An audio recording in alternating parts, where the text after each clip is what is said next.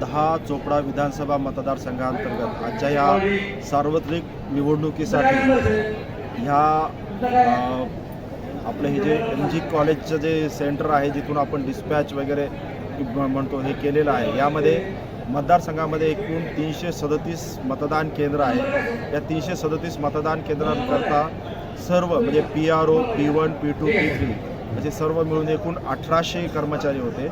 या सर्व 1800 कर्मचाऱ्यांवर एकूण 38 सेक्टर ऑफिसर्स दिलेले आहेत। अशा ह्या 38 सेक्टर ऑफिसर्स आणि एकूण 1800 कर्मचाऱ्यांकरता आपण तृतीय प्रशिक्षण घेतलं आणि प्रत्येकाला साहित्य वाटप केलेलं आहे। साहित्य वाटप करत असताना प्रत्येकाने इथे साहित्य तपासून घेतलेलं आहे। तपासल्यानंतर ते आपल्या वाहनांमार्फत तिथे आपल्या केंद्रावर रवाना झालेले आहेत। वाहनांची व्यवस्था म्हणाल तर आपण 30 ST महामंडळाच्या बसेस ठेवलेल्या होत्या, त्यानंतर एकूण 14 स्कूल बस आणि 110 अशा ट्रॅक स्कूजर जिथे बस जाऊ शकत नाही असे आपण केंद्र आहेत, तिथे आपण या वाहनांमार्फत कर्मचाऱ्यांना ने-आण करण्याची व्यवस्था करण्यात आलेली आहे। अतिशय सूत्रबद्ध पद्धतीने आणि सुसूत्रितपणे व्यवस्थितप्रमाणे शांततेमध्ये संपूर्ण साहित्य वाटप हे करण्यात आलेलं आहे।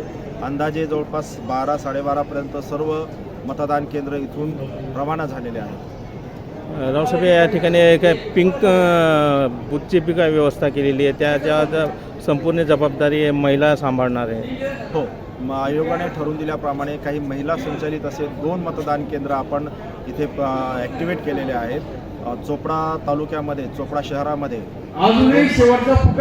हे 2 मतदान केंद्र आहेत, ज्या ठिकाणी आपण संपूर्णपणे महिला म्हणजे PRO सुद्धा महिला आहेत, P1, P2, P3 शिपाई आणि पोलीस कर्मचारी सुद्धा महिला ठेवलेले आहेत। अशा या महिला कर्मचाऱ्यांमार्फत आपण इथे मतदान कार्यक्रम पूर्ण करणार आहोत।